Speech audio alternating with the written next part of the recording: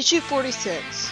We start out with a flashback to when Uncle Chuck, who I mistook for Sonic until I finally noticed the brown hair, had first invented a prototype to the roboticizer in an effort to prolong the lives of people with cybernetics. Oh god, I hate the font used for this text blurb. I can barely read it because it's so italicized and stuff.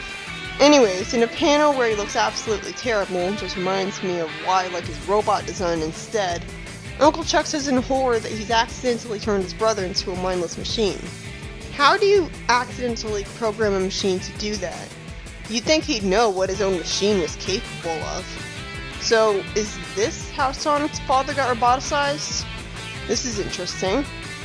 I guess that explains why he was seen being raised by his uncle when his uncle was working as a chili dog merchant then.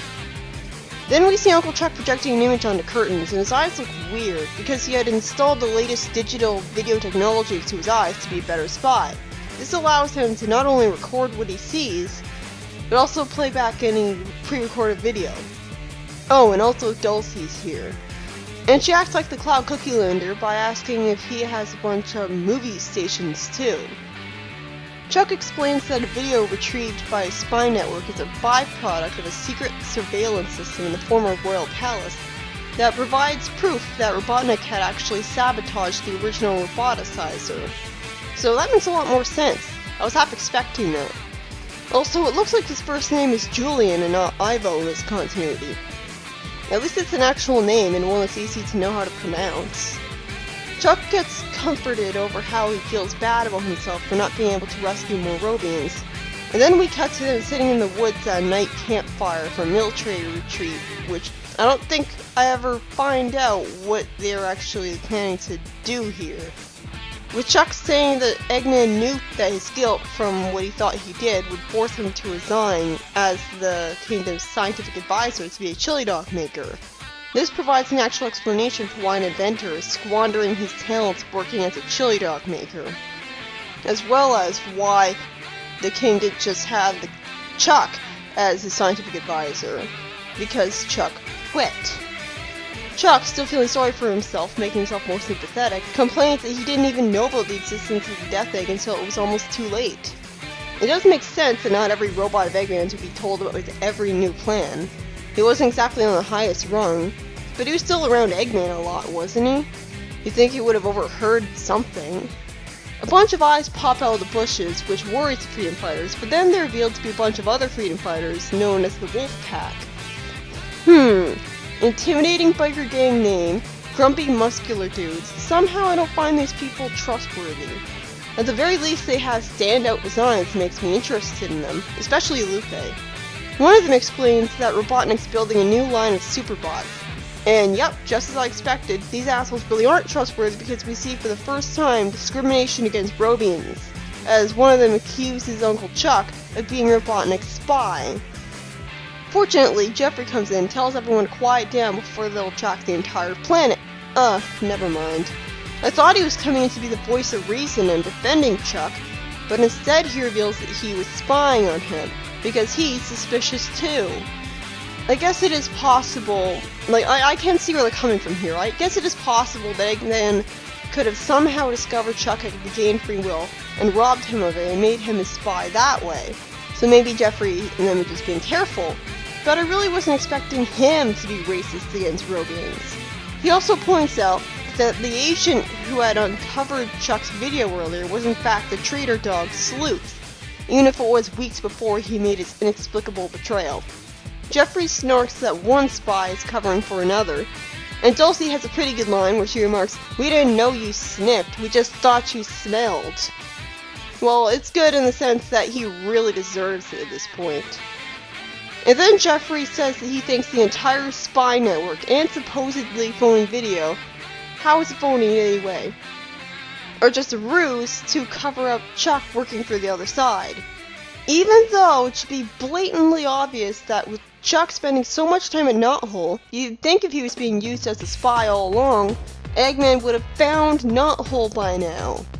This is hard to watch. I didn't expect this of him. Although Jeffrey, to be fair, was shown to be very paranoid when we first saw him, being paranoid of Sally at first before knowing who she was, and then tackling Hamlin on sight.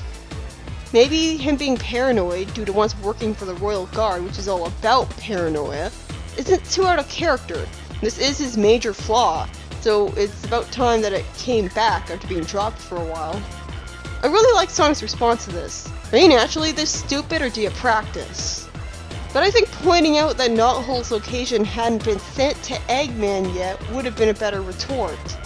Then after Sonic punches him, Jeffrey ties him up and threatens to kill him because he's too stupid to realize how much doing that would benefit Eggman. I wonder if his constantly calling him an amateur and stuff is caused by a fragile ego where he doesn't want to think Sonic's better than him for being fast and stuff. Awesome, Antoine's actually useful for once, as despite being the least courageous, it's somehow him who decides to attack Jeffrey while saying that although he doesn't think Sonic's smart, he still doesn't think he deserves death. So it's keeping him in character by reaffirming the rivalry while also establishing that he's a good guy. Something that really needed to be reaffirmed after he had plotted to get Sonic banished in issue 40 and did nothing good since. Antoine reveals that he's always been suspicious of Jeffrey. Oh god, another person who's paranoid of him, and insists that he is the spy. Now, I agree with Sally on this one, that would be pretty nonsensical. Remember, Jeffrey is a Mobian. Anyone who's not brainwashed would hate Eggman. Turn people into robots, destroying the world. So we'd have no reason to want to work for him, let alone trust him. Antoine explains that years ago, a top general and close friend of the king convinced the king that he might need a rebel underground. Wait, he did this while the king was still in power? Huh? What would they be expected to rebel against? You'd think the king would have immediately accused him of trying to build up a terrorist group to overthrow him. The next panel then explains Antoine's origins finally by saying that he was a cadet in training, preparing for the day when the kingdom might be attacked by her enemies. That's weird since kingdom in French is a masculine word, so I got nothing on that one. And he implies that the close friend of the king's was his father, explaining why he called Sonic a commoner earlier. Just like I had suspected, he's from nobility and only got his position through nepotism. So if the Rebel Underground started out as basically a secret military to protect the kingdom, then why was it called the Rebel Underground to start with before Robotnik even took over? Why was it proposed under that name? That was needlessly confusing. And if the kings agreed to this, then why did he agree to dismantle his military? If he's smart enough to see how the kingdom could benefit from protection from the military, he shouldn't have done that in the first place to create a situation where he'd need a secret military. It was pretty cute seeing Antoine with his father when he was younger trying to look brave. Before the Rebel Underground could have even been established, though, Antoine's father became a casualty in Robotnik's war, and then Jeffrey showed up claiming to be its leader. So, what's suspicious about that? He formed it just like any of the other millions of other freedom fighters groups, none of whom have taken down Eggman yet, with him being overwhelmed on all sides with freedom fighters all over the world. Because I guess the main group is the only remotely competent one, or Eggman is just that threatening. Jeffrey asks who this supposed general was, and Antoine tackles him in a rage, saying that it was his father, and he's, stolen his family honor? How? It's not like he shamed Antoine's family. At least he shows that he truly cares for his father, but Jeffrey does point out that he never even knew the guy. After Antoine calls Jeffrey an imposter, Sally breaks up the fight, and Tails says, looking inexplicably worried, that he never knew Antoine wasn't a real soldier.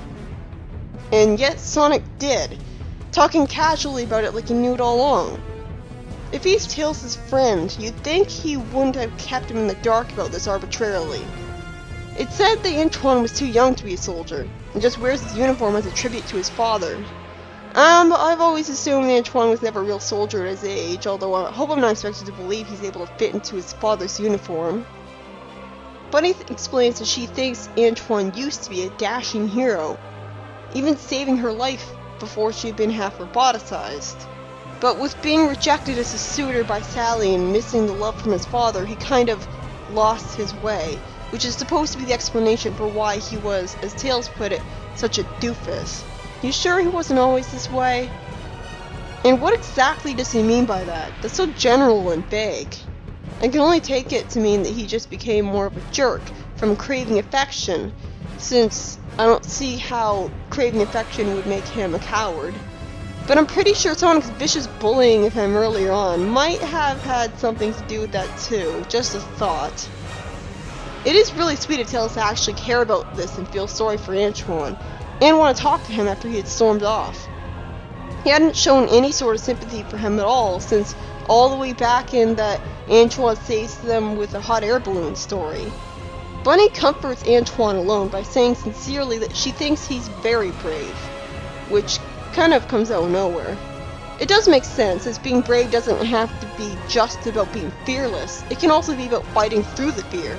I'd say fighting despite the fear is even more impressive and brave than not feeling anything at all. Antoine thanks her, saying glumly that it's nice to know someone cares. Again, this makes perfect sense. It makes perfect sense that he would have had this ongoing worry that nobody cares about him.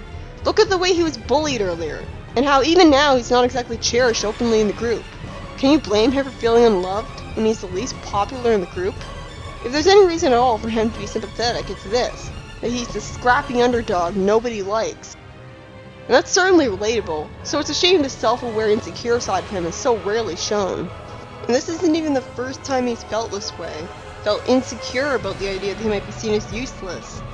As in that hot air balloon story I mentioned earlier, he actually thinks to himself that he's seen as useless, which he mostly is, but it really does well for this character to make him actually self-aware enough to know, deep down, that people think he's useless. It makes him more sympathetic, rather than having him genuinely be that egocentric. So we are going back to the whole Chuck and Jeffrey thing, right? Aww, Bunny kisses him, and on the cheek, which makes more sense for a first kiss from her. I knew that this was the start of the Bunny and Antoine relationship from the minute she went to talk to him. Meanwhile, Lupe, who I forgot was a girl for a second because of her face, asks Draco suspiciously where he's been all this time. And everyone in his group gangs up on him with her saying that that's the third time he's left the pack this week without permission. I hate the fact that now all of a sudden everyone is standing in a white void, because I guess the artist got really lazy and rushed the story out, or forgot that they were in the woods tonight and instead assumed that they had been drawn into another dimension of nothingness. Sadly, the story just ends with all that suspicion still being there. That leaves us leaving a disappointing, dissatisfied feeling as the story feels unresolved. And sadly, it doesn't resolve itself in the next issue either. I could only hope that this guy will get what he deserves for accusing Chuck, by being outed as an inexplicable traitor himself. Meanwhile, Knuckles starts out his own story by falling from a hole in the closet, but easily glides to slow down the fall. His falling had been from his failing to take a warning from the ancient walkers much earlier into account. But following their hints exactly is the only reason he's made it this far. So wouldn't that mean that his journey has come to an end unless he climbs back up from the hole he fell in? Since by falling he failed to follow his instructions. Unless he was expected to know that he had to intentionally fall and fail to follow the instructions to progress. Knuckles explores the cave and finds some more mystic runes, which I misread as mystic ruins twice. He then follows the trail of a stench, and wonders if the people chanting are the wizard and alchemist he was warned about. He presumes, based on where he had found them, that they're Matthew Poe and Damocles the Elder. Well, that's an assumption. After Knuckles falls and gives away his position, one of the wizards summons a robot, and I love how Knuckles actually calls him out on it with a snarky remark, "Don't you think you should leave the bot making to Robotnik?" It's good because it's both calling him out on not being much better than him, a guy that he should hate, and because he's not being very original, just using his powers to uncreatively copy Eggman. Knuckles says that golems are only animated if they get a constant supply of magic for life, which it makes sense, but I don't see how he knows that. I guess that's in his Book of Myths too. Knuckles being a book reader, somehow that suits him so well. I mean, he's a serious person. It certainly makes guarding the emerald less tedious. Anyways, from that he comes to the strange conclusion that it's time for a distraction, and shouts, "Who's that?" at him. Huh? Archimedes is suddenly here? Well, I'm not really complaining, I just wish he had told me he had hitched a ride. It kind of feels like a Deus Ex Machina. But though it makes sense, so it isn't really. Archimedes uses his fire breath to help out. and Knuckles defeats the robot with the screws being loose and thus vulnerable. And it's finally explained that Archimedes is up on magical lore and hitched a ride in his backpack to save him. Knuckles asks what he had done to the unreliable looking donkey who looks like he's stoned, saying that he's not moving. Well, it turns out the explanation for that is that he's an actual dummy. And Archimedes says that by the way spells were directed at it, it might be a magical focus of sorts. That sounds pretty fascinating, if arbitrary. Some potions get spilled on the dummy by accident, melting it, and yes, the story ends at a proper time instead of getting dragged out some more as it's revealed that the sword was hidden inside the dummy all along. Or rather, the dummy was transformed into the sword, because it was a disguised magical talisman. Ooh, a sword actually suits him pretty well. It really helps that the sword looks, not overly realistic-like, because I think the biggest reason people said Caliburn looks so out of place in Black Knight is that Sonic was holding onto what looked like a real-life sword, which stuck out like a sore thumb. After it's revealed that the sword only works for royalty because bullshit, Knuckles smiles because his quest is over, and now all he has to do is give the sword a sally at last. It's nice when he smiles. He does it so rarely that when he actually does, you appreciate it all the more. The first story by Ken Penders and Kent Taylor was pretty disappointing. I got my hopes up because Jeffrey was in it, only for his main character flaw, his paranoia, to finally come back and be played up to the point of absolute absurdity, as not once in the entire time Uncle Chuck was being accused for being a Robian was it ever pointed out that Knothole's still standing. All those accusations of a character I've grown to like, despite his kind of uncreative design. From another character I like at that. It was hard to watch. It makes sense that Robians would be discriminated against because they're robots and people hate robots, but it still wasn't enjoyable to see. It was just doom and gloom the whole way through. Well, at the very least, this was the official start of the Bunny and Antoine relationship, even if not the start of it being a major focus in any way.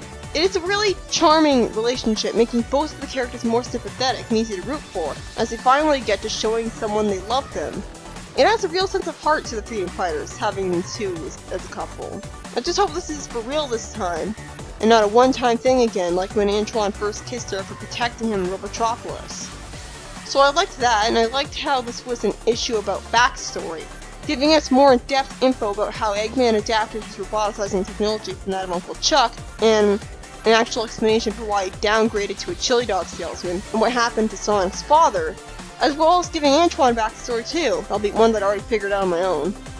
But in the end, it was the Knuckles story, written by the same people at that was the highlight of the issue. Even then, it was definitely the least interesting of the stories where Knuckles was searching for the magic sword. He just fights one robot, Archimedes uses his fire breath, and they spill a potion. That's the annoying thing. By the end, Knuckles only finds a sword by accident. He came all this way here by following the instructions of the ancient walkers exactly, but by the end, it's clumsily failing to do that, which helps him. If he had been more careful and not fallen into the closet that has a skeleton in it for no reason, he wouldn't have found the sword. And he only spilled a potion on the dummy by accident, so in the end, it doesn't really feel like he earned it. Well, actually it does in the sense that I'm so happy the story arc didn't get dragged out for too long like the previous Knuckles story arc. But the point is that in the other Knuckles sword stories, it was all about rewarding Knuckles for being smart enough to figure out what to do based on riddles. But this story just made him bumble into the sword by accident. Not to mention that while he was strong enough to defeat the robot, he never would have won if Archimedes hadn't decided to tag along and help. So he didn't even earn it in a might makes right sense. I do like how it gave a satisfying explanation for why the donkey wizard looked so dopey though. He was a dummy imposter the whole time. I'm glad the story arc is finally finished. The Knuckles miniseries sucked, but ironically this turned out to be a much better series of stories for Knuckles, even though he goes through them mostly alone. It turns out he didn't really mind Knuckles talking to himself throughout them. I mean, it makes sense that he would, when you think about it.